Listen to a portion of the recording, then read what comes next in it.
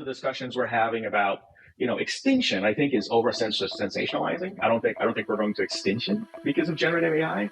We're going to dance with AI, but the question of who's going to lead that dance is still unanswered. One way to outsmart AI or to outmaneuver AI is to start to learn faster from each other. Heck, if we can increase human comprehension to 80%, if 80% of what I was seeing and thinking in my head could be transferred to everyone in this audience right now, we might go supersonic. So you spoke about being anchored in your roots so that you can weather the storm. And I think especially in the US, while it is the land of opportunity, it is the land of rejection as well, I think. Some people do it for the fame. Some people do it for the fortune. Some people just do it because they don't know another way. I'm in that third category. Good day, everybody. Today, our guest, Richie Etwaru, is a distinguished innovator, an author of 3 books, a TEDx speaker, a co-founder of Mobeus, and we'll learn more about what that company does and the problems that they're solving. His groundbreaking work in immersive AI, we'll learn a lot about immersive AI today, has revolutionized human-machine interaction with numerous patents and extensive work experience at the leadership level of different Fortune 500 organizations and government agencies. Richie is that pioneer in immersive AI, privacy, healthcare, and financial services, and his ongoing efforts to shape the future of technology, driving growth and innovation across multiple sectors definitely expands a lot of the impact that he can have on different people's lives. So really grateful to have you as our first guest from Guyana today. Shout out. Hey, Mark, thanks for having me. I really appreciate you inviting me to the show and to the audience. As you know, when you and I met in Jamaica, I told you while I live in the US, when you leave the Caribbean never leaves you. And so I'm always very excited to have conversations back with members of the diaspora, as well as folks back across the Caribbean. I've done some work in Guyana, but as you've seen, I've done work in Jamaica and in St. Lucia and some of the other islands. Once you get to my age, the land comes calling you back. Yes, and the land needs you, most definitely. I think one of the main reasons I do the podcast is I really feel for the young people at home who have not gotten to go abroad to get the opportunities that we have, and anything that we can do to give back is much appreciated. Well, that's getting much better. I mean, that's getting a little bit better. When I was young and back home in the Caribbean, we didn't have an internet connection, that I've heard about a computer in the country. Right. So now there is actually tools to work with. What's missing is the knowledge and the conversation. So let's continue to do this. And thank you for doing this. I think it's super important that folks like yourself bring the conversation together as well.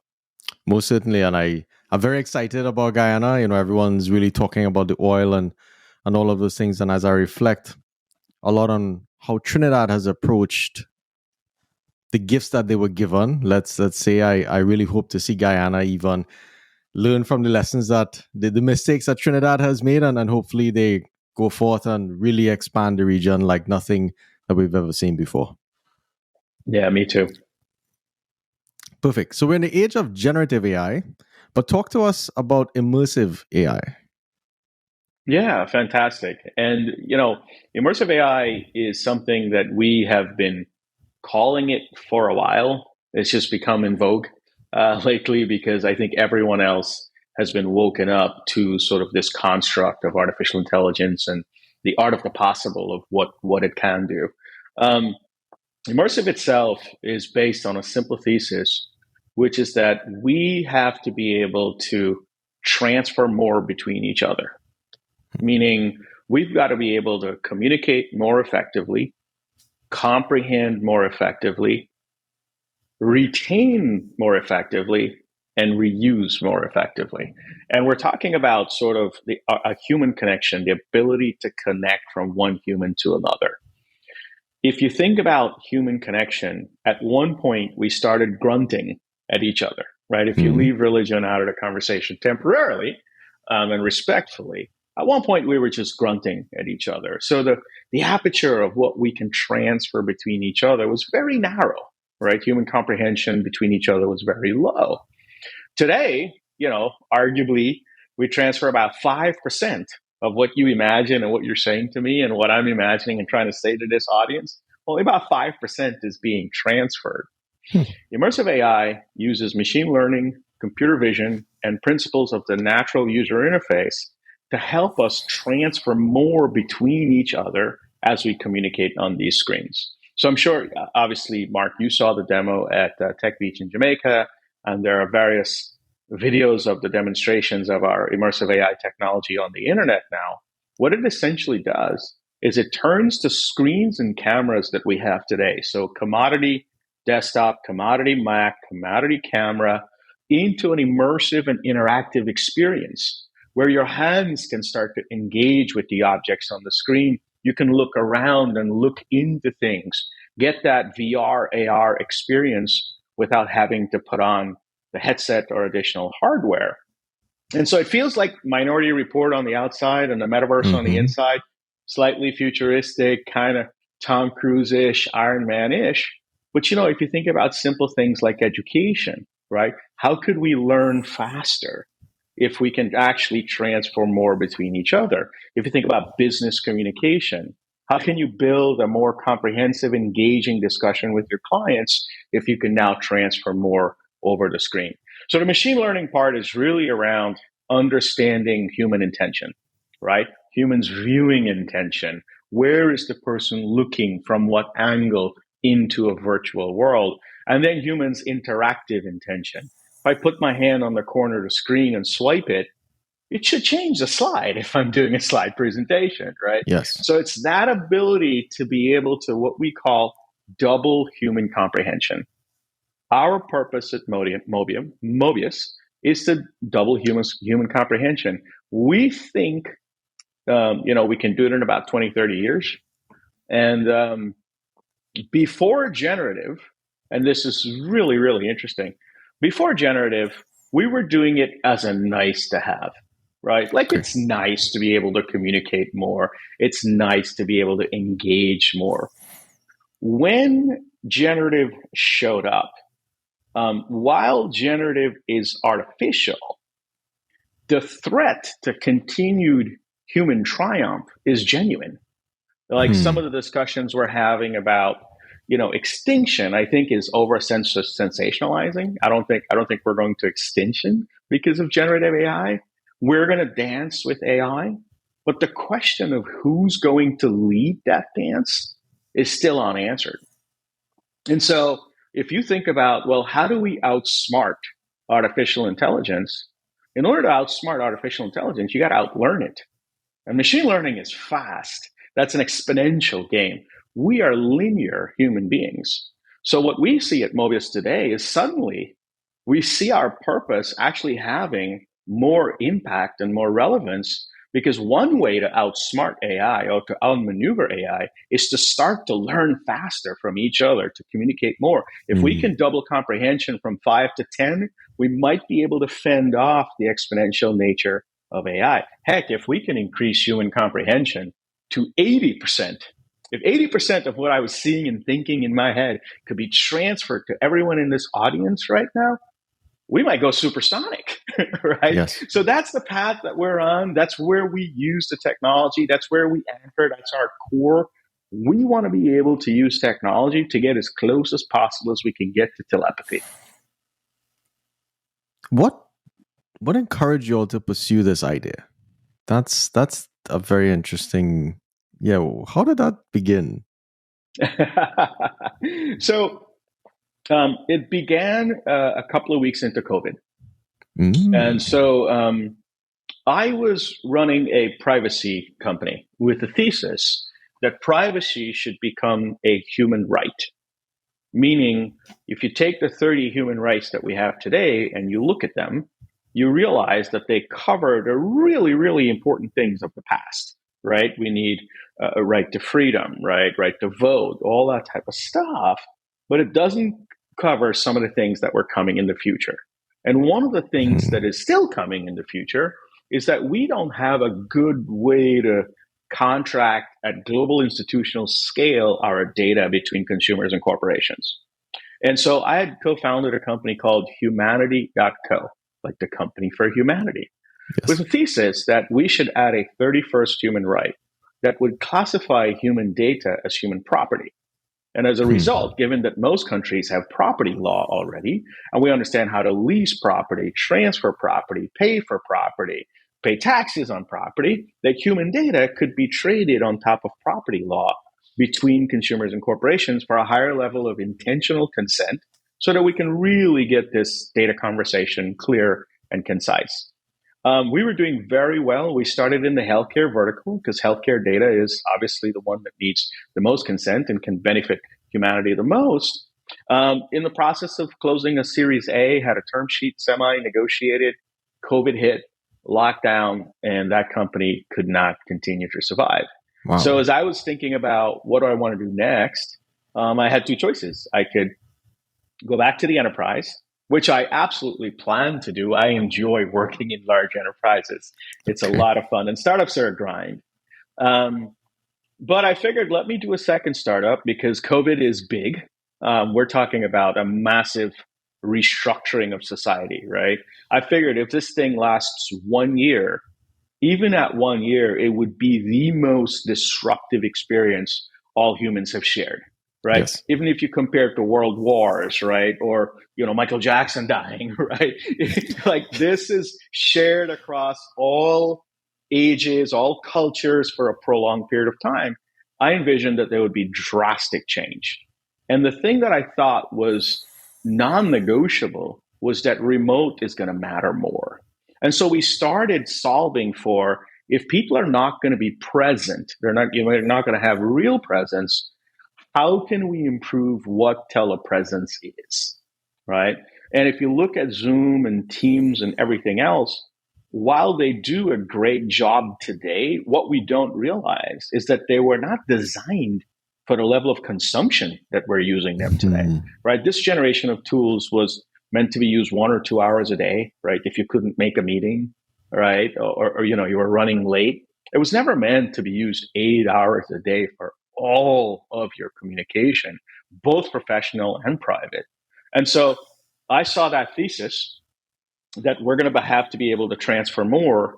Was able to get I put some seed capital in. We saw a couple of breakthroughs, got a co-founder, raised more capital. About a year in, we got to some significant breakthroughs. About a year and a half in, we started to get the perception of depth to work, the programmable interactive perception of depth on the screens that we have today. About 2 years in was when we first realized that, wow, if we can scale this, if we can mature this, we can really double human comprehension. And that tied in perfectly to sort of this idea that we're going to have to be able to transfer more. Now that we have it working, generative shows up. Suddenly we're like, it's needed a lot more now than it was needed last year. I see. I have a very interesting experience. So I've been working at a video for 2 years, and I started almost during the when the pandemic started, or during the pandemic. And I met my boss for the first time after 2 years. So I'd been watching him on a screen for 2 years in this flat 2D. And when I saw him in person and I heard his voice, all my senses were confused because I was like, is this the real person? What's really happening? And um, can you talk about what's happening to us psychologically and biologically by now interpreting a human interaction as this flat 2D space? Even as I'm staring at you right now, there's no depth information that I'm really consuming in my mind. What do you think is Right. the sort of long term impact? Let's say if Mobeus did not exist to really bring that immersiveness there. Well, I think you're keying in on the key component of where we differentiate. And I want to talk to you a little bit about where we differentiate. Just on NVIDIA, we just got accepted to the NVIDIA Inception program for startups. Nice. So we're very excited about that. Obviously, it gives us access to all of NVIDIA's sort of AI capabilities, cloud processing, and GPU technology. So we're super excited about that. So we're going to be partners soon enough here. It's gonna be good. Um, so in order to transcend the communication systems that we have today, we had to go back and study the art and the science of real communication in real life, so real presence, and then telepresence. Okay, so I'll give you a simple example of one of these things. So what we found with the current generation technology, which impacts how you feel about a person, is that the current generation technology forces you to either stare at the camera or turn off the camera. Because while you're on camera right now, if you're not staring at the camera, you might think that I'm not paying attention. Yes. Right? Whereas if you and I were in the same room and I just decided to look outside and admire, the trees or the weather or the sun right now, if you were sitting right across from me, you wouldn't think that I'm not paying attention because you know that I'm here, I'm in front of you, I'm listening, I can hear you. I just happen to look outside because it's a beautiful day.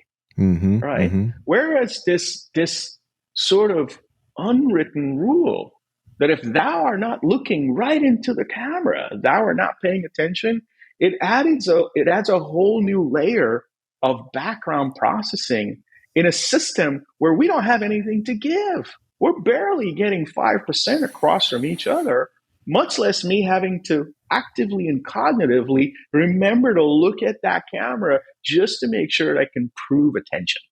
Yes. Right. Ooh, So what we found was that people were doing this. They would minimize the meetings, and you must have seen this before. They would minimize the meetings and then start to do this, which is they're typing on their app like crazy, but trying to look like you're still looking at the camera while the meeting is completely minimized. Right? How many times have you done that? Yes. And so these new experiences are really reshaping the way we connect with each other. Now, we solved for this in the Airglass by allowing you to mix content, your desktop and your meeting at the same time. So we have a product called Airglass. And what Airglass does is it puts the video behind the desktop. We use the perception of depth to put the video behind the desktop. We make the desktop transparent and adjustable. So you could be in Slack, looking through Slack and seeing the meeting behind there and working in Slack and looking at the person at the same time. Essentially to be able to work and meet at the same time. And what that does is it reduces this expectation that you should be looking at the camera. Because when you're on Airglass, everybody knows that you can look through your desktop and see the meeting behind there, right? And if you haven't seen it, join the beta. We'll put an Airglass on your machine. You'll see that you can work and meet at the same time. These are the types of things that are affecting the way we start to connect with each other. I'm not surprised that the first time you met your boss, it felt like a whole different experience after engaging with them for almost 2 years. So the study of this art and science of what's actually happening in this tele everything world is where we are actually competing, right? We've put the Airglass in front of a lot of people. I had a college professor say to me, what you don't realize is that there is a benefit here to being able to see the meeting and the content at the same time, which is I can now point at the content. So when you screen share, we screen share your desktop to everyone. Now, because I'm behind the screen share, I can point at the various boxes on the screen or the things that I want you to look at. And he said, I've never had this in the classroom because whenever I was in the classroom and I had to, teach, I would go to the blackboard and teach. And students would be looking at my shoulder, but here now I can actually point at this stuff. So it's in these very delicate but extremely important nuances of communication that we're studying and arcing this technology to a place where we can double human comprehension. And we've set a goal for ourselves of about 30 years to be able to achieve this. Before generative, I think society thought we had a couple 100 years before this would happen. I think right now we have to outlearn the machines. And in order to outlearn the machines, we've got to get there. But you've keyed in on a very key point here. This is very different. And if you do it for a long-term period of time, when you do get into the real world like you did, you can see the stark difference between the aperture of what can be communicated. This, to some degree, would change a lot of lecturing, because as your professor pointed out, the entire history of lecturing has been a person at the front. You're watching the person, you're watching the content, they're pointing, they're writing, you're looking at their back. So you're almost trained to wait for a teacher to write. And now we've switched over to PowerPoint where the text is there. So I'm watching the text, but I'm seeing this person's face on the right hand side or the left hand side. And I'm like, you're crossing both, reading the text, mapping the text, watching their intuition, and now you're layering all of that. It'll be very interesting to see how the brain starts to adapt to that as a new form of normality. Yeah, it takes a couple of minutes to kind of get accustomed to the fact that you're seeing two things at the same time. If you wanted, and we didn't talk about this, if you wanted, I could screen share. I don't know if the screen share will be recorded. I could show it to you live. So like what it feels like. It takes a little bit to get accustomed to it, but it's no different than looking through a transparent screen that is displaying content than somebody being behind there, right? Yes. It's no different from that. So those are some of the things that we're working on. We've added this ability to draw over anything in our software. So no matter what you are working on, whether you're working on a website, on Miro, on Mural, on Monday.com, on a PowerPoint, on Excel, in Salesforce, very quickly you pick up our pen and you can draw over anything displayed on the screen, right? Most applications out there give you a whiteboard, but that whiteboard is confined in that application. You can't draw over anything else. And this was a pretty difficult piece to engineer, actually, to be able to draw over anything. And the reason why we did that is as we looked at real presence versus telepresence, one of the things in real presence is humans have this innate, almost pre-programmed desire to grab a pen and draw. Okay. To grab a pen and draw. And I think it was IDEO that did this study where in their sort of lobby area at IDEO, they had this big table that was all big pieces of paper that you could pull off and just markers on there. And inevitably, anyone who sat down, within a matter of a couple of minutes, picked up the markers and started drawing. How many times have you been in a conference room where you're like, hey, it works like this, and you just pick up a marker and you start drawing on a whiteboard, or you bring a piece of paper in the office and you start to draw? These tools don't allow you to do that with that ease, with that efficiency, with that sort of expectation that it's okay. Right now, most of these tools, hold on, let me go to the whiteboard. Can you see the whiteboard? No, can you see the whiteboard? Well, no, I can't see the whiteboard. Can you see it? And then, oh, only you can draw? Wait, I can't draw? How can I draw? Oh, my drawing is not working. We built this thing called a light board, which is in the Airglass. When you turn it on, the ink is there. Anybody can draw all at the same time across the entire connection.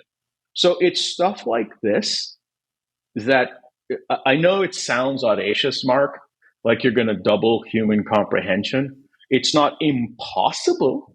It's improbable if you don't give it enough time. But we have been advancing our ability to comprehend more between each other for the last couple of 100 years. Language is only a couple of 100 years old. Yes. Why is this problem hard? That's an oversimplified question, but I think the audience needs to understand why this is a difficult problem to solve. Well, the difficulty is in three dimensions. First is that we are not a unified species, right? Okay. We've got a lot of personalization with each other. Everything from someone's neurodiversity, right? Someone's level of charisma and communication skills, someone's language ability, someone's comfort presenting. I once read a stat, and I think Jerry Seinfeld did a really good episode on this, that when you list people's fear, what the top fear is public speaking, and then the second one is death. So if you're at a funeral, the person who's doing the eulogy is way more scared than the person that's in the casket, right? So we have a very variable sort of set of characteristics, as humans. And so you've got to study a broad swath of things to be able to understand what's that one thing that could apply to the broadest Everybody. set of humans, right? That's number one. Number two is you're dealing with change, and you're dealing with change on a fundamental level. Look, we've built an amazingly better tool. But for as many times as we get people who say, yeah, this is better, we also get people that says, yeah, but can it work like Zoom and Teams? Right? Because while it is different, there's some people like, yeah, but I kind of like the fact that when I enter the room, I'm muted automatically. And we're like, huh, okay, seriously, we didn't think that made sense. Like, why would you mute everybody when they enter the room? They're coming here to talk, right? Yes. So it's a change problem. It takes time, right? It's going to take time for us to all recognize that part of what is happening here with this loss of real presence is we're going to damage mental health. This stuff takes a toll, right? This unspoken, unfelt frustration of not being able to express oneself to one's own belief of their capability has an impact over long-term mental health. So one is just how broad it is, two is change, and then three is technologically. These systems are not set up for this. If you think about what you saw us doing, where we're mixing presence and content in a virtual world with digital twins, right? If it was not for GPUs, we would not be able to do that. The CPUs just can't handle that type of processing, right? Mm-hmm. A lot of the hard work we've had to do here is to take things that were written for CPUs and then hammer them down and then transfer them to the GPU to be able to run that type of processing. So there's a bit of step change that still has to happen with the chips and the sensors. You know, most of the cameras that we use and our technology works on the regular CMOS sensors that are standardized that everybody has today. But the sensing technology is improving, not just with things like LiDAR, but if you think about, like narrow band perovskite photodetectors. This is a whole new different type of metal category that's not even based on silica and silicone that can capture R, G, and B separately as separate spectrums. So you don't need filters to be able to do that. When we get to those types of cameras, right, we're going to gather the type of intelligence with computer vision where you might see my thoughts floating around my head as I'm talking to you because it could be extracted from my face, from the squint of my eye. It's telling you something. And so I think that's where technology is hard, which is how are we going to capture that and visualize it in such a way so that it could be retained? Because retention is pretty low. Forget comprehension, right? So I may understand 5% of what you're saying, Mark, but I'm only remembering half of that, right? Much less being able to reuse it. So how do we outlearn machine learning? That's what we're after, right? We've got to be able to communicate more, comprehend more, retain more, and then reuse more. Wow. What's your take on the advancements of cameras? So a lot of the laptops are having much better cameras now. What's your prediction on when really powerful cameras come about where you can do a lot more immersive stuff that you're really hoping for? Is that a 5-year thing, a 10-year thing? Well, we got a lot out of the cameras that are there today, thanks to computer vision and some of the sort of open source machine learning models. You know, models such as sign language are very mature, right? Okay. Some of the face mesh models are very mature already. I think adding LiDAR is amazing. When we add LiDAR to our immersive AI technology, you can pick up a ball and throw it across the screen, and someone can kind of pick it up on the other side with their hands. But I believe cameras will have to go through a step change, right? And I think at the sensor, as I mentioned, you know, the sensor technology that we're using here is over 50 years old, right? It's the same RGB. You know, you can only go so far with megapixels before you need a step change in what the actual ability to capture the light and to break up red, greens, and blues into their spectrum to be able to gather that intelligence at massive levels. The other is multi-camera systems. right? So, adding a second camera is a Hmm. step change by itself, right? So right now we have sort of this very archaic experience, which is, I've got thousands of pixels on the screen and one camera. And by the way, the camera's off to the top. So if I actually look at you, it looks like I'm looking down on the screen. So I have to keep looking up there. I see a world where there's a hybrid material where pixels and cameras are mixed in together so that the entire screen is sort of this sensory sort of medium that we can engage with. Imagine if every 8 pixels there was a little camera, every 8 pixels there was a little camera in the entire screen. Think about the presence of such a virtual material. What does that do? I could look around your room in real time, things like that. Hmm. Interesting. And you think that's a 5 year away, 10 years? It's I Yeah. think it's So I close. I well so at least so yeah. so it's within the decade. Okay. But the fuser is already here. It's just not distributed evenly. I think is Right. that's Bernard Shaw, if I'm not mistaken, right? So the question is, when will it get to consumer grade, devices? And right now, most of the hardware manufacturers are, I think, on a sort of a misguided path. This idea of sort of, you know, putting on glasses or putting on headsets or putting on AR VR glasses, I just don't think this is the future. I don't see it as the path, simply because it's not sustainable for a prolonged period of time, right? Whereas the relationship with the screen, you can stand in front of a screen, leave a little space for life, engage, look around a little, still have your freedoms, right? I think that there is going to be manufacturers that are going to start to focus on transitioning this screen camera combination. And I think that's where the beauty comes to life. It's within Exciting. the decade. Within the decade.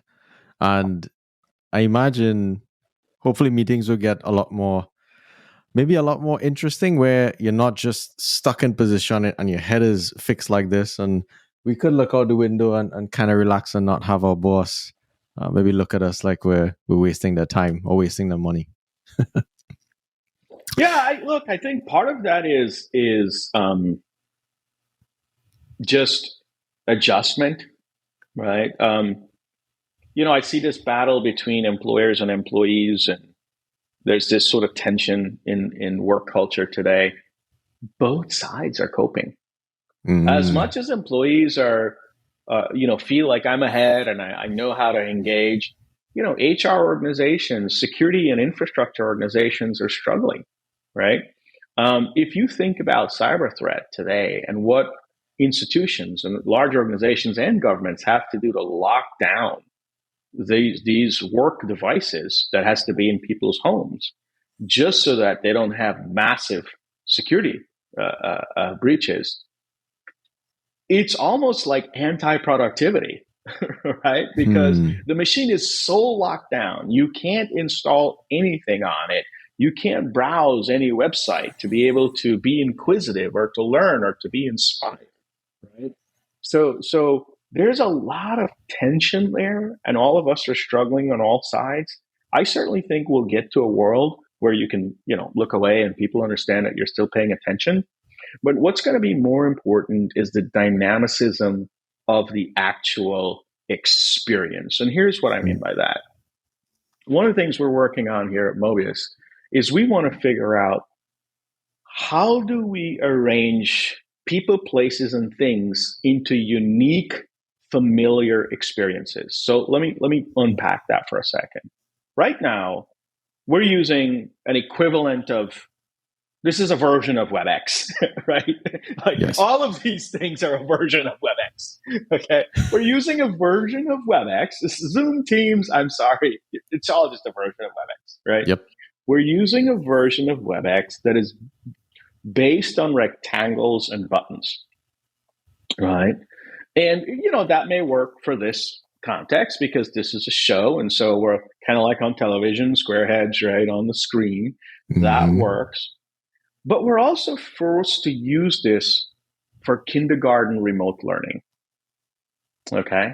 And if you think about a kindergarten class inside, there's lots of bright primary colors on the walls. There's charts, there's the ABCs, there's the multiplication tables. There are pictures of different trees and animals.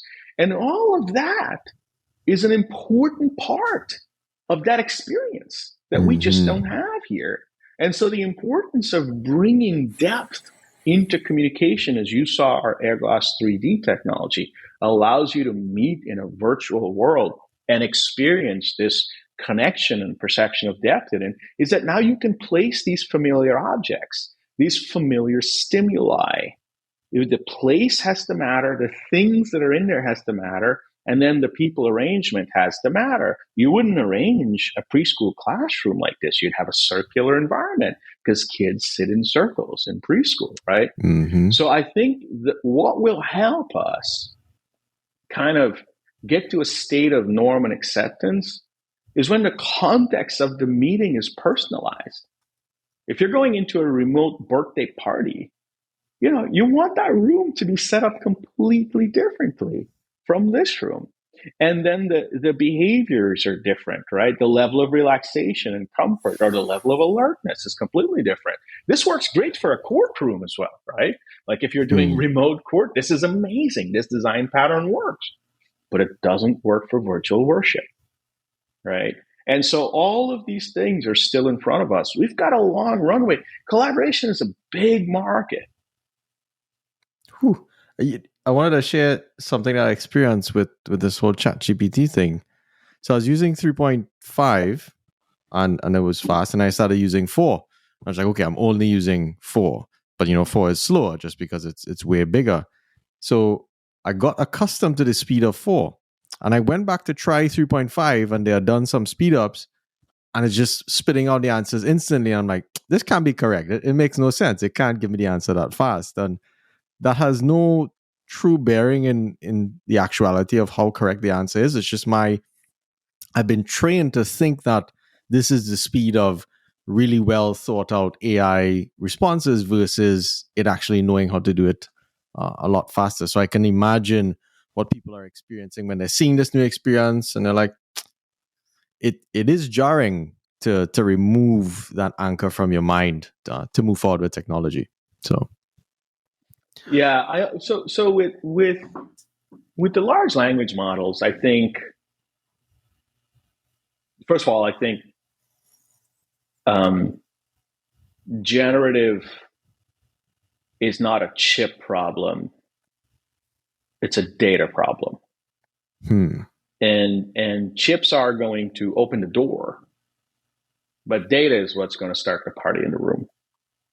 And there's going to be a certain amount of value that we can extract from what is open data, right?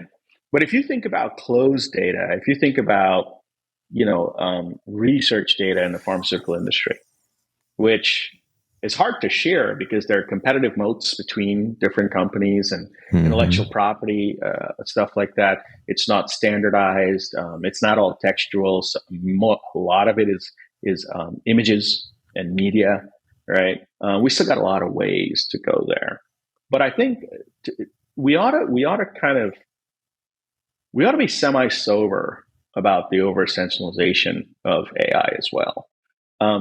And to do that, I don't think that we should mix performance with competence, right? Okay. So when I say performance, I mean the speed of what sort of a large language model can kick out.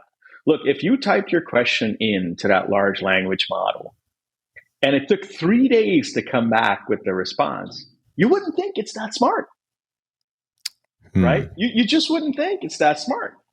Because you took 3 days to figure that out. Come on, I could have written that in 30 minutes. So there's a performance aspect to it. And humans by nature, when we see performance, we assume further competence, right? So when you see the answer comes back very quickly, you're like, well, if it knows how to do that, it probably knows how to do all these other 8,000 things. And the answer is not really. Because if you were to press ChatGPT on certain things that it came back with and said, I appreciate what you said there, that's fantastic, but do you think that I can eat that sentence? Doesn't really understand that. Or you say, can you apply a lens of fairness to these two arguments? Can't really do that, right? Yeah. So we have to understand that there's performance that we're getting from the technology, but let's not extrapolate competency, right? Competency will be built based on the data sets that we put into the models. That's not to say that the threat of AI is not artificial. The threat of AI is genuine. It's genuine uncertainty. And I go back to where we sort of started this segment of the conversation. In order to transcend this uncertainty of machine learning, which learns so fast, we as a human species has to become a learning species. And we learn right now through tradition and pedagogy, right? So you learn from your parents and your neighbors and your society by tradition, right? And then you learn through school, right? Some of us still learn in the post academic world, but for the most part, not a lot of it happens, right? You could argue that from a learning perspective, we're like learning dinosaurs, right? We just don't learn that fast. It takes us generations to learn and adapt new things. We've got to be able to learn a lot faster. That's the evolutionary benchmark that I think we've got to be able to latch onto as we deal with this sort of genuine body of uncertainty around, who's going to lead that dance between humans and artificial intelligence. I like the thread that you're on. Talk to me about what do you think is going to happen to students in school now? So the kids that are in kindergarten and they're coming through the system, they're coming into a traditional school system where I won't say teachers were replaced, where teachers will be replaced, but teachers will be augmented. Let's go with that train of thought. But what are you seeing for the future of education? It's very complex and scary to some degree. Yeah. So I think that what the young people are going through right now, what our young people are going through right now, we've gone through before. Okay. If you go back to Peter Drucker's theory of manual workers are going to become knowledge workers, right? Where the motor was introduced that would insanely automate manual labor, right? And the PC was introduced, which would insanely automate information sharing. You can see how we went from manual workers to knowledge workers. And my grandparents were manual workers. I remember my grandfather saying to me, my nana saying to me, you need to learn a trade, right? Like welding or carpentry. And me thinking, no, man, I'm going to school for computer science, right? So they were knowledge workers and I became, they were manual workers and I became a knowledge worker, right? But there's my parents in between there who were caught between like, am I a manual worker? Am I a knowledge worker? There was one generation, which is my parents, that was kind of caught between, the construction work boots, right? And the business shoe, so to speak, right? So it took about 100 years for us to go through that transition. I see the Goldilocks conditions for a same transition happening. Generative is consuming knowledge work. And I see immersive as opening up the aperture for what I call visionary workers, where you're not trading in information, but you're trading in imagination, where you're able to kind of have an interconnected imagination network where I can transfer for you my ideas faster, where the art of the day is not productivity, but creativity. And so I think our species is going through the same thing. We went from manual workers to knowledge workers. Now, I'm no Peter Drucker, so, I'm just stealing a method, right? Sure. We're going to go from knowledge workers to visionary workers, where creativity is the superpower. And so I think from an education standpoint, rote memory is probably going to have to reduce a little bit, and we're going to have to introduce creativity a little bit more. STEM was fantastic for knowledge work, but what's the equivalent of STEM for visionary work? And I think one of the fundamental premises of that is more collaboration, more group projects, more teaming, more exchange of ideas, more exchange of imagination. That's where our youth has to get to. What does concern me? So while this has happened before, and so we can all rest a little and go, okay, I get it. This is just happening again, right? We're just feeling the nervousness that our parents or grandparents felt, right, when we were going through the last version of it. What I think bothers me a little bit and keeps me up a little bit at night, I'm a dad, we've got two young boys, my wife and I, is the pace of change. Mm-hmm. We're dealing with an exponential threat. We have not had to deal with exponential threats before. This is not linear. We don't have 2 or 3 generations to get past this. At best, we got about 30 years. And so that's why I'm still very passionate about the work that we're doing at Mobeus, because we believe, and there are going to be many other things we have to do. Look, in order to transcend this sort of genuine uncertainty around AI, we not only have to communicate, comprehend, retain, and reuse more, we got to get better at mental health. We got to eat better. Mm-hmm. We may have to exercise and sleep more. This is a mental game now, right? Yes. And, yes. we also have another deficit, just for me to raise the topic, if I may. We have another deficit that we're dealing with, which is the last 20 years, our communication pipes have been rusted. Okay. With the introduction of social media, we narrowed the aperture of what can communicate. We shortened our attention span insanely with social media. It's almost like when your arteries get built up with what is it called? My language set doesn't. Plaque. Yes, right. Like we narrowed that communication pipe down to short 6 seconds videos. And not only did we narrow the pipe of communication, we started to put junk through it, right? With the democratization of media.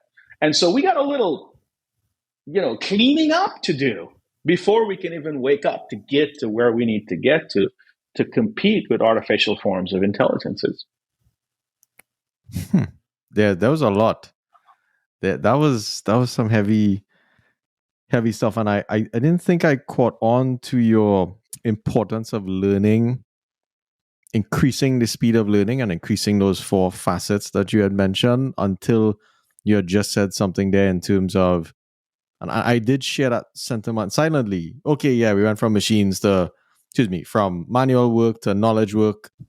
I think people had time, like you're saying, to make that jump and to study and to learn, and education, all of the institutions had time to standardize, as the methods were sort of still in development, and things were slow. But now things are moving so fast. And I like the little extra tidbit that you put in there, that we're being conditioned to not be able to do extremely difficult learning tasks. We're actually being conditioned to be stupider and stupider every day, or have these micro attention spans. So it's an interesting battle that we feel internally and externally in the world. This is a good topic. We're at a massive inflection point. We just had an insane social economic shock called COVID. Was just starting to see the byproducts of it. And we have come from, 20 years of binge eating in media, and suddenly we have to become Olympic coordinated swimmers. I like that analogy a lot.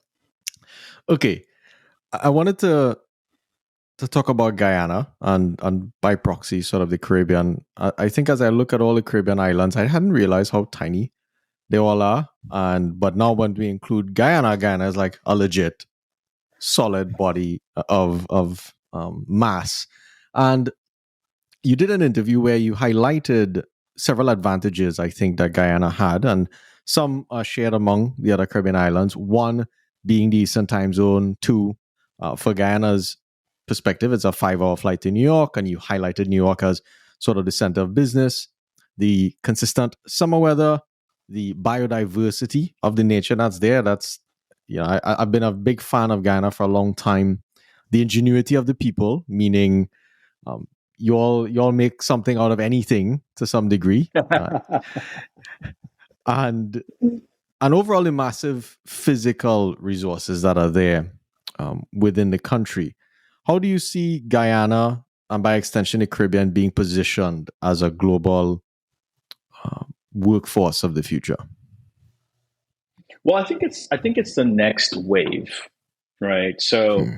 so to me, the issue with the Caribbean is a lack of coordinated effort, right? Hmm. If you think about the United States, what makes the United States powerful is the uniting of the states.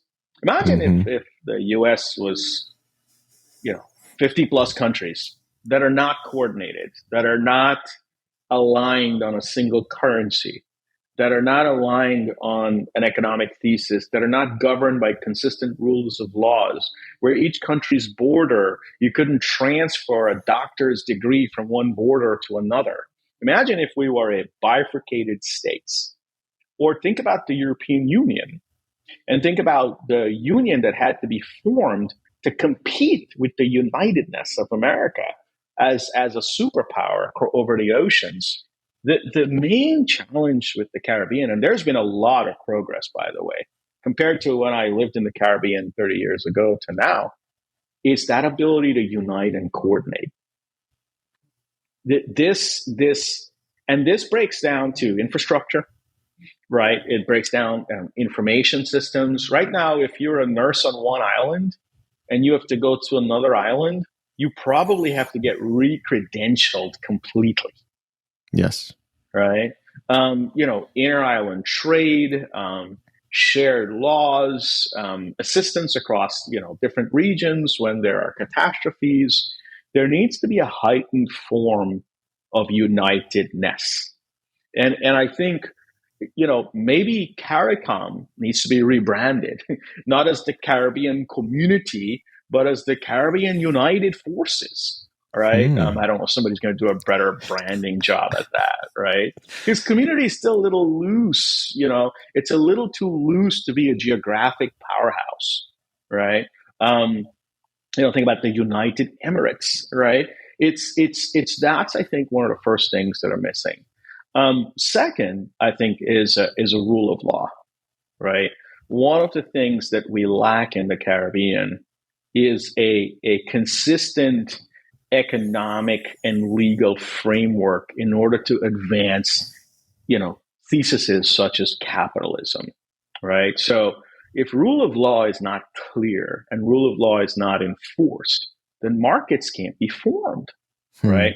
One of the things that we see in one of the things that we see in the Caribbean is we see, you know, people absconding the law a lot. There's no enforcement of the law. There's this kind of loose behavior, right? And it varies island by island, country by country, right? How do you create the confidence for a large multinational organization to deploy a department and a building and a regional unit in Guyana when after they deploy all the computers overnight, they come back the next morning, people broke in and stole all the computers and nobody can help them, Hmm. right? Yes. Now, that rule of law is not a fault of the people. That's not the issue. It's also not so much the fault of the government, although the government should start to be held more accountable. Remember, we're post-colonial, Hmm. right? So there Hmm. was once a rule of law that was in another motherland or fatherland. We never really had to set up, universities that taught gubernatorial law, universities that taught parliamentarian practices, right? We didn't have a university that trained enough lawyers to be able to institute and install our own government, our own systems, and our own rule of laws. It takes about 100 years after the colonials, after Great Britain and France and Spain, after the European colonists kind of extract themselves, and guess what? They just get up and fly out one day for you to set up government, law, police, taxation, all of those things. There's like 100-year hangover period before you can Hmm. start to get it right. right? So that's why I feel like the time is coming now. I'm seeing more uniting. I'm seeing more catching up to the G20, right? I'm being invited to speak in the Caribbean way more than I'm being invited to speak in Europe because the Hmm. Caribbean is suddenly thirsty for thought leadership and for futurism. And I also see, a lot more upgrades in legal frameworks. Jamaica has a stock market, right? Yeah. There are now patent laws being lifted up in different members of CARICOM. So I think that we're just on the precipice of becoming sort of a regional superpower, so to speak.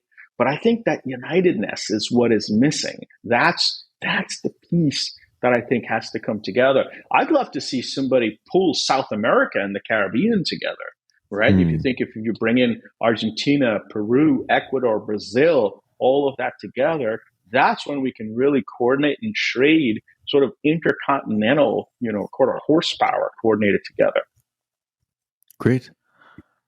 One of the things I like to do with this show, actually, my main audience that I speak to and I hope to impact is the young person who is in a financially challenged position within a family who is not exposed to the technological advancements that are sort of available in the world. What would you say to that young person? And I focus on young people just because I feel as if the elder folks are in the system, they're already making money, they have a path to navigate the financial system. What do you think they can do to overcome the barriers to progress? There's always race, politics, the standard thing across all of the different islands within the Caribbean. What can the individual do to overcome some of those uncontrollable factors? Well, I think there are different areas that we can look and learn from. Okay. The Caribbean is not the only region in the world that has youth that, as we say in Guyana, you can't catch a break, right? Mm-hmm. Mm-hmm. Um, if you think about parts of the African subcontinent, parts of Asia, parts of India, even parts of South America, there are some parts of the Middle East, right? Every region in the world has a group of people who can't catch a break. But within the last sort of 20 to 30 years, technology has been this kind of bullet train that you can jump on and kind Mm-hmm. of take off. And so the first thing I would say is to be insanely curious about technology. And that curiosity doesn't have to come from, you know, going to South by Southwest or being in the middle of the Webit conference. A lot of this content is available on blogs, on videos, and very, very, very simple things like that. And if you don't have a computer, you can consume it over a mobile device. If you don't have a computer or a mobile device, find a friend that has one, ask them for an hour, work hard, pay for the internet for an hour, and just be very, very curious about technology. Technology is moving so fast that there's always opportunity in it. Mm-hmm. Always opportunity. It's not something that is moving as slow as the steel industry, where once you learned everything, the people who learned are the ones that control it because nothing else will change. And so there's no chance for somebody else to come in, right? Yes. I've been riding this technological journey my entire career. I'm more of a journeyman in this than anything else. I don't get too lost and caught in the ebb and flow of the next shiny object or the thing that failed, right? This is a journey, it's an evolutionary journey. Be curious about technology simply because technology changes so fast that the David and Goliath story plays out over and over and over and over. And it plays out in technology a lot more than it plays out in other things that have come to our speech. So that's my first thing. Be very curious about technology. The David and Goliath scenario plays out there a lot more than in other situations. The other is what I call anti-fragility.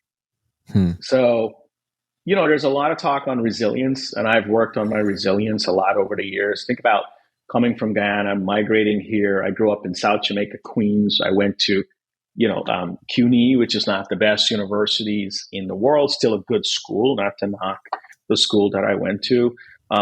Working construction, trying to get a job on Wall Street, first time I had to raise capital for a licensed monitor, I was 23. Think about that. A Guyanese guy grew up in Queens trying to raise VC capital on an idea to Hmm. monitor driver's license on behalf of trucking companies, right? I've been told no 1,000 times more than I've been told yes. Hmm. And you got to build resilience. And after a while, the resilience breaks you down. After a while, it could break you. Okay. So a lot of no's, a lot of hurdles, a lot of failures, a lot of mistakes can break you. You have to become anti-fragile. Hmm. You got to believe that your roots are so deep and it powers your ambition and your commitment so strongly that nothing is going to break you. Because regardless of what part of the world you're in, Guyana or aspects of China or in the bottom of the African subcontinent somewhere, even if you had resources put in front of you and you could exercise your curiosity, this road ahead is full of blocks. It's full of hurdles. It's full of roadblocks. And if you don't have that anti-fragility where your roots are powering an ambition to forge forward, I give you all the resources in the world. You're still not going to make it because you're going to quit halfway. Ooh, that's deep. Why did you say curious? And I'm very curious as to why you said curious, actually. Well, curiosity and sort of learning are two different things. Okay. Learning is trying to figure out what there is. Curiosity is to understand why it's there. I had this discussion with Eldon from the University of Guyana, where we were talking about students and what is being used. And I think you met Eldon in Yeah, I Jamaica, know if Melon. I'm not Yeah, yeah. mistaken, right? Um, you know, to be able to use Python to write some quick machine learning algorithms and create something differentiating is one thing. And by the way, that will create incremental value. But to be able to look at Python and go, why does this Python behave this way? What came before it? Who was the person that wrote a compiler that created a whole new language called Python? Wait a second. This is all kind of assembly language behind this. I can translate this to C++ or to Rust. Let me think about what library is appropriate for the workload that I am using based on the fundamental libraries that the machines are shipped with or that are embedded in the chips. And now you start to look at the computing stack completely differently, and you go, Python may not be the most efficient language to write this model in. Hmm. That's curiosity. That's the why. That's asking what's behind the magic.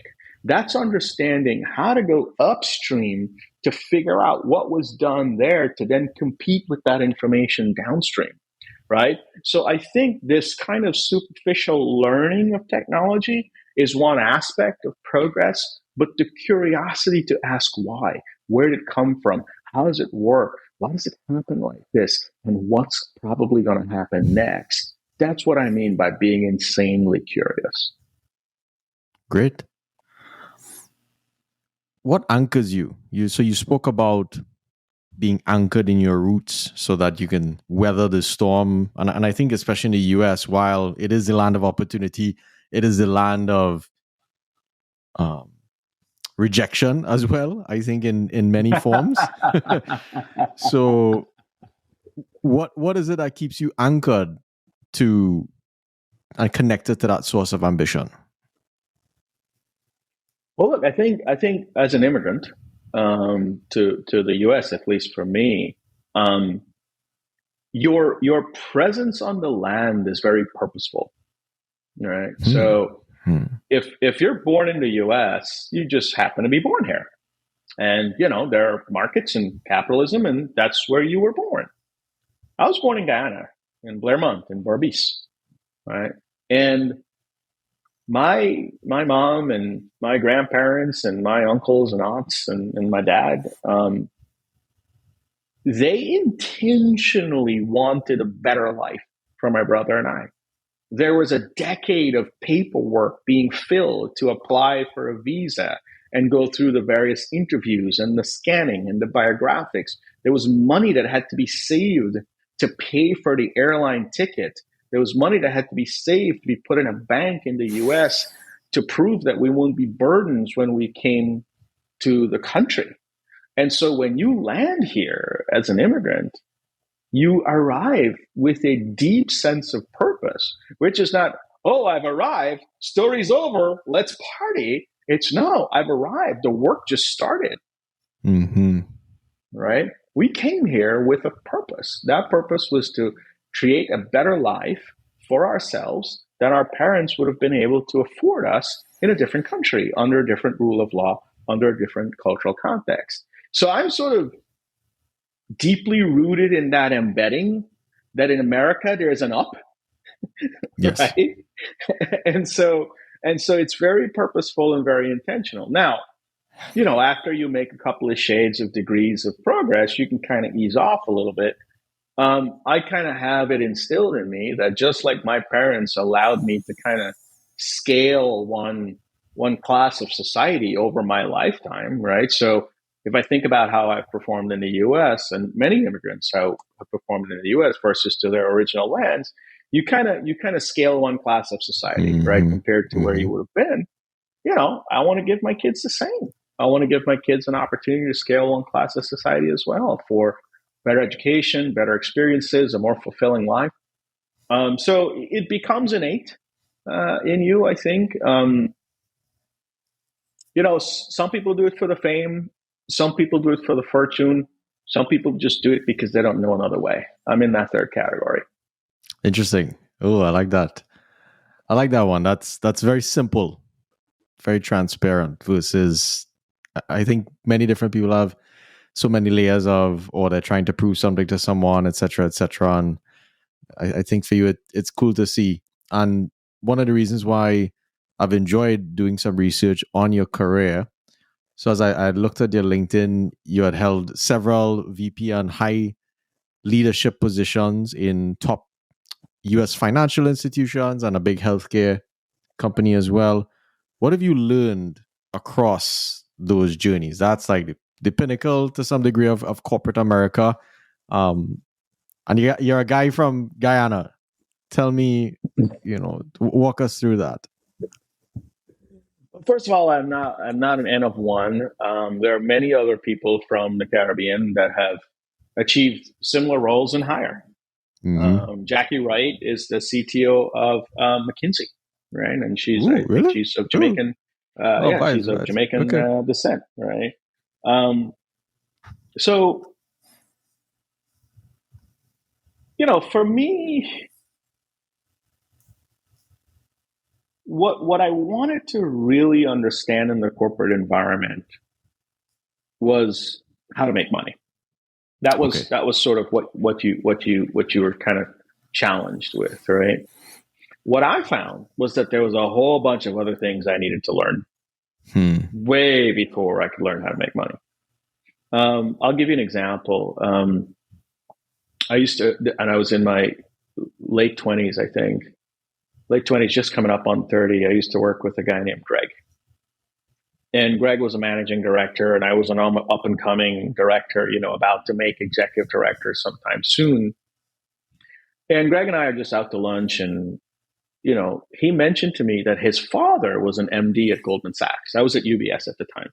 So this guy's dad was a managing director at Goldman Sachs while he was growing up. Okay. Wow. Now, compared to me, when I got to Prudential Securities at 2021, which is now Wells Fargo, I didn't even know that you could get a title. I didn't even understand the difference between VP, assistant VP, director, and managing director. And I was 21 years old, right? So there's a massive learning curve that I had to go through to understand all the dynamics of business before you could even learn how to make, cash flow and profits and I see. margins and all that type of stuff. So that's part of the journey, I think, that I would encourage others to kind of realize that you're going to have to go through that learning curve. It's not just a lift and shift, right? That's a part of the learning curve. The other thing is that you should definitely want to work across different segments of various industries. And here's what I mean by that. When I was on Wall Street, so I spent time at Prudential, which is Wells Fargo. I spent time at Lehman, which is Barclays. I had nothing to do with these companies being acquired. And then I spent time at UBS, right? If UBS had failed and Credit Suisse had acquired UBS, you could say it's me. I'm the fault. That's why everything happened, right? But UBS stands strong today and acquired Credit Suisse. So I spent about 10, 12 years in the financial services industry in what you call the buy side. And that means on the buy side of technology. So you're buying technology from other service providers. You're buying technology from Microsoft. You're buying technology from Salesforce. You're buying technology from Oracle, right? I made a deliberate career choice to change industries and change sides. So I left the financial services industry. I went over into healthcare, in pharmaceuticals specifically. So another regulated industry, but completely different. Pharmaceutical, by the way, when I got to the pharmaceutical industry, I couldn't spell pharmaceuticals properly because it's a complicated word to spell. Like the autocorrect would get me every time, right? And I went on the sell side of technology. So at IQVIA, we were service providers. We serviced Pfizer and all the rest of other pharmaceutical companies with technology, with data, and with services. So I got to learn how to sell, how to package, how to shape demand, how to use thought leadership to be able to condition markets, right? So my advice here is to make sure that you don't work in the same industry, in the same segment for your entire 30, 40-year career. In order to make some of these leaps and bounds, you've got to be able to shift around. You have to be able to see capitalism like how Neo sees the Matrix, right? You've got to be able to see it from all perspectives. You have to get to a type of experience set where when you land in an organization, regardless of the geography, the industry, or the segment of that industry, you can kind of go, okay, that's HR, that's compliance, that's legal, that's analytics, that's corporate, that's M&A, that's venture. Oh, I can put all the pieces together pretty quickly. And that requires that you intentionally put yourself in a situation where you're getting those experiences that start to fill in that 360-degree view. That's what I'm doing in entrepreneurship now. I've taken all of that experience, and now in entrepreneurship, you're doing that in a microcosm in 4K, right? And so I'm starting to see it from completely different angles now. And that's to me, that is the only thing that I would say I did intentionally to be able to achieve some of the things that I've achieved in my career. Everything else comes from a little bit of luck, having a good network, working hard, just happening to be in the right elevator at the right time, talking to the right senior person. I mean, one of my biggest promotions came from just being in the right elevator at the right time. Really interesting. Yep.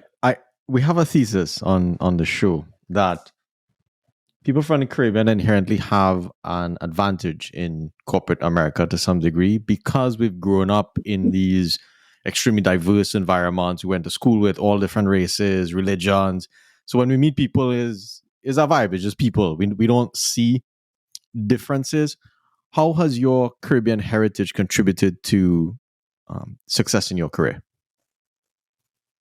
Well, I think, first of all, one of the things that differentiates the Caribbean immigrant from other immigrants across the world is that most of us are natively English spoken.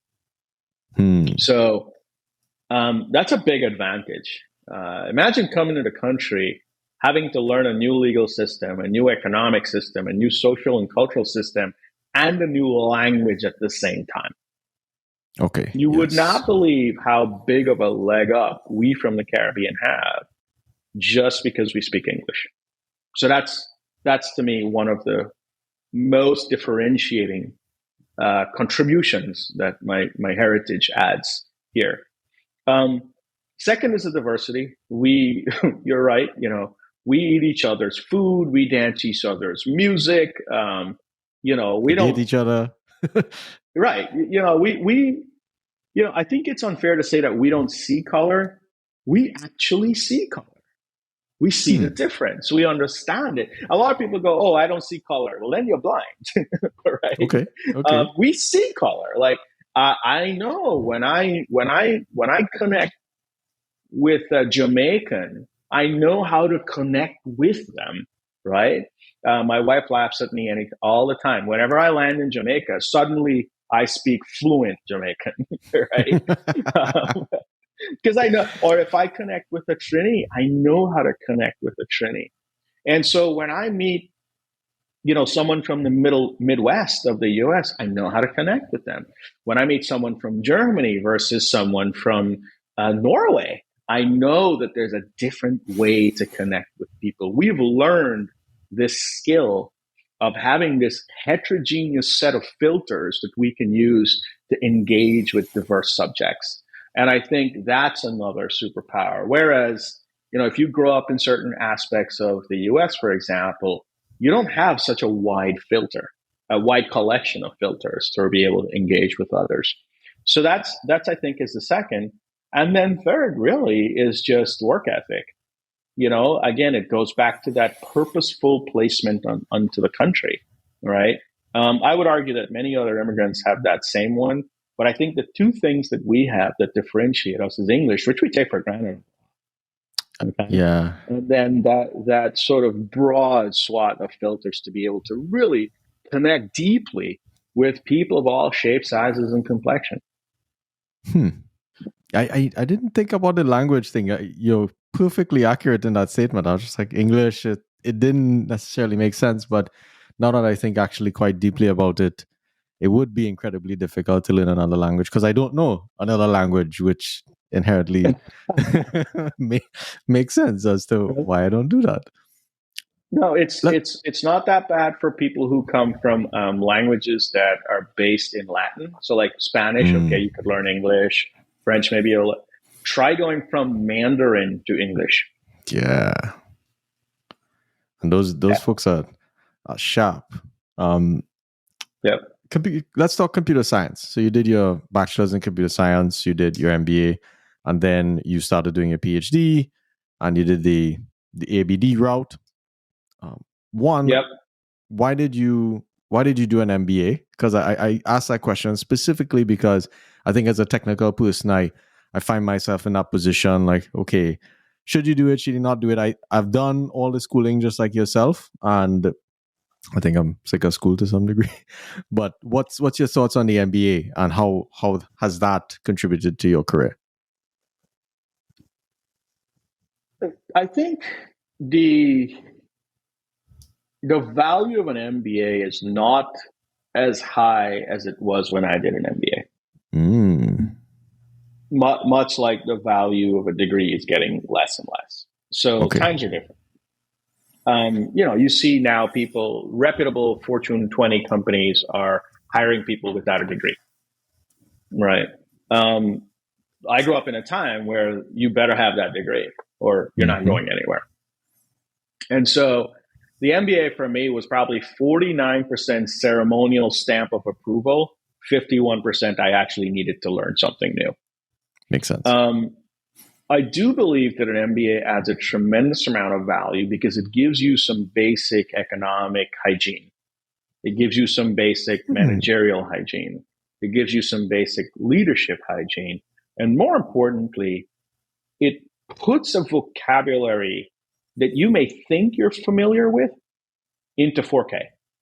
Okay. So you might hear things like margins, you may hear things like P&L, you may hear things like profitability, you may hear things as like, currency conversion or interest rates or dividends or earnings per share or market caps. And while you're familiar with the language, you don't absolutely understand it in 4K. hmm. Okay. And what the MBA did for me was it allowed me to both speak and comprehend financial vocabulary and business vocabulary in 4K. That's where it added, where I can actually generate the thoughts and generate the sentences and generate the sentiment as opposed to just consuming it and understanding it. It's not like I didn't understand anything that I learned in my MBA, but I couldn't be the source of the information. And so that's the crossover that I benefited from an MBA. Great. And what's your advice? What's your thoughts on PhD? There's a lot of different people that have thoughts about that as they think about their career. Yeah. So I don't know what I was thinking with my PhD, to be honest. So it was very, very frustrating. The PhD process is very frustrating because you're not supposed to think. Don't think. Just validate everybody else's theory and barely add a margin of insight on top of it. And for someone like me, that's suffocating. You're literally drowning me in a pool if that's the academic construct that you put me in. Because I want to create, I want to think, I want to extrapolate, I want to see different vantage points. I want to stretch out 100,000 years and go, what is this going to look like then? Right? And I'm not so inclined to be rooted in only what was proved by research and evidence. You know, and I come from a genre of arguers that would say, sure, but at one point we thought the world was flat, and here we are wrong. So everything that we believe today could very well be wrong a couple of 100 years from now, right? Yes. So that was not conducive for me with the PhD. And then I couldn't get the dissertation out. So my dissertation was around attention span.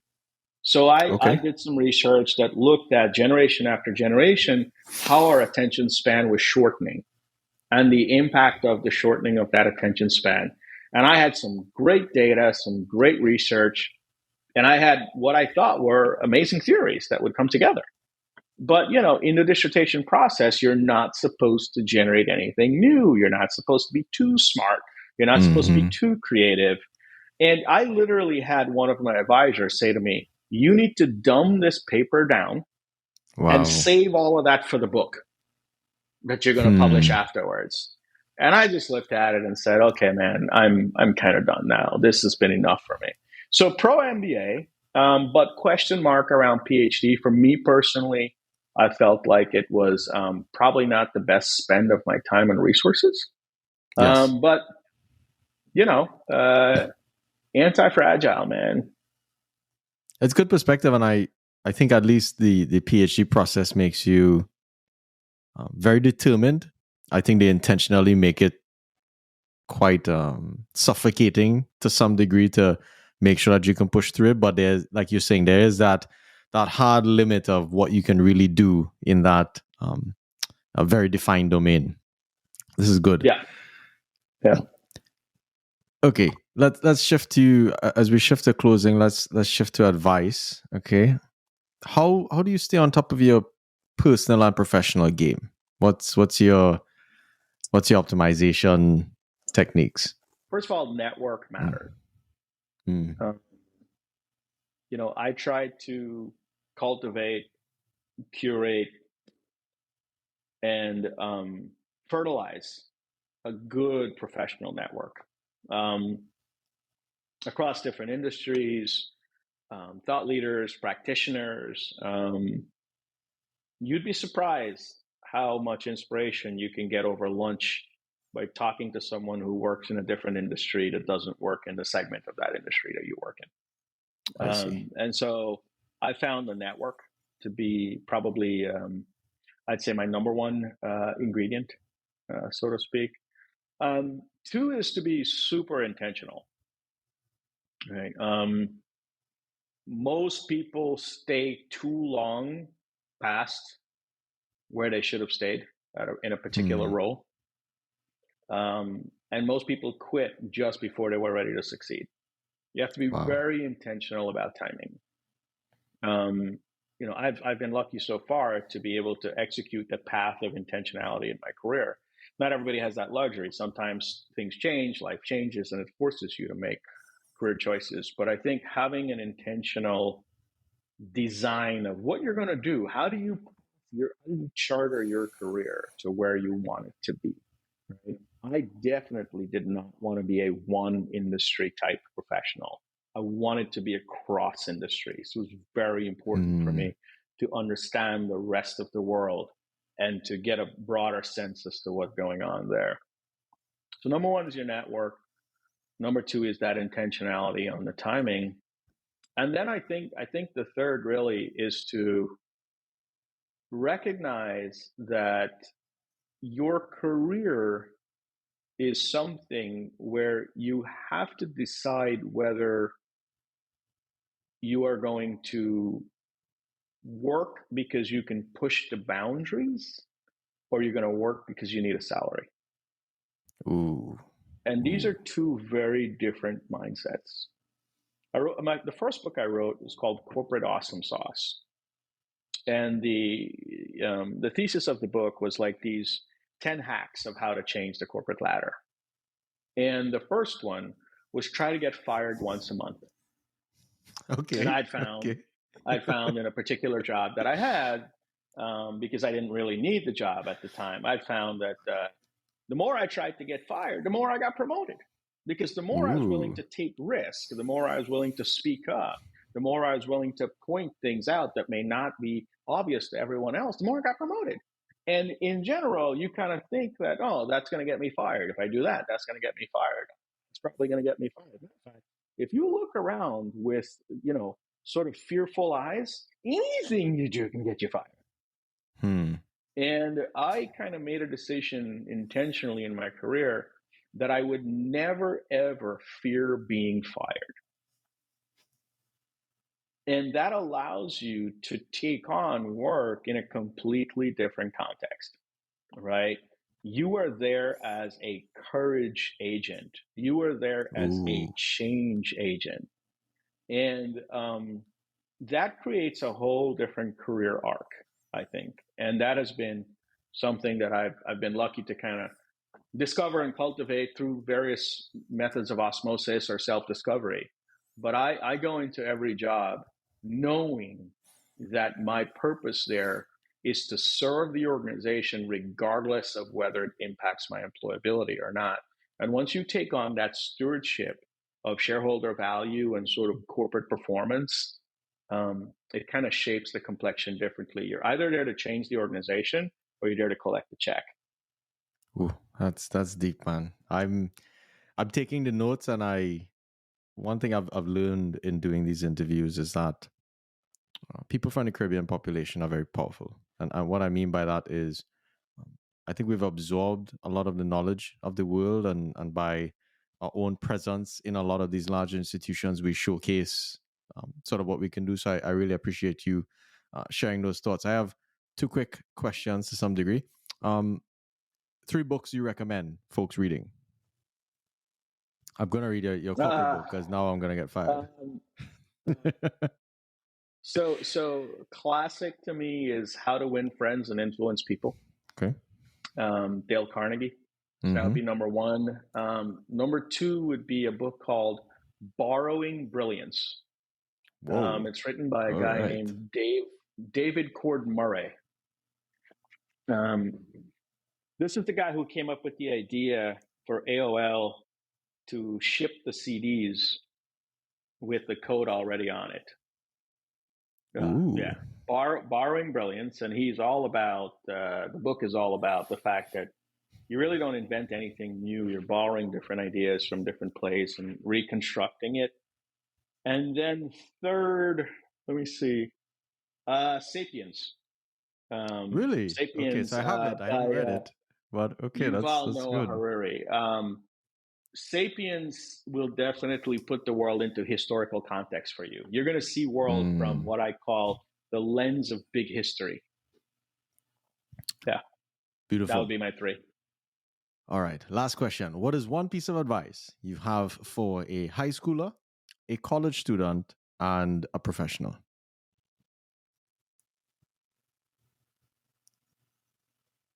Well, first of all, they should hang out with each other because there's a lot to learn from the various Okay. decades. Cool. Cool. um, so, as a high schooler, I think enjoy it. Believe me, Hmm. you miss it when you get older. There are certain aspects of youth. I felt like in high school, I was so determined and motivated to get older that I kind of Yes. missed the opportunity to really enjoy adolescence and early adolescence. I'm not Mm-hmm. saying be reckless. I'm not saying don't be intentional, but I'm saying just it's the most beautiful time of life. And I think that's high school. For college, I would say, you know, look outside more. What you're learning is a microscopic piece of what you're actually going to need for work. Um, Look Hmm. outside more, look for more influence, look for more exposure, look for more engagement, way beyond internships. I think that'll be my advice there. And then for professionals, be more intentional about your career. It's not just an accidental set of jobs that are strung together into a career. You can be very intentional about how you architect it. Fantastic. Hey man, I have thoroughly enjoyed this interview. I have a lot of deep thinking and re-optimizing on my own career, and I love to learn from folks who've traveled the journey before me, and I truly appreciate your time. Well, again, thank you for inviting me. Love to come back at any point and get into some of more of the stuff. And for any audience member who's trying to find me, I'm easy to find on LinkedIn. I respond to just about most messages that come through LinkedIn. So Great. thanks I'll make again. sure and put everything in the show notes. Take care. Later. All right, thanks. Bye bye.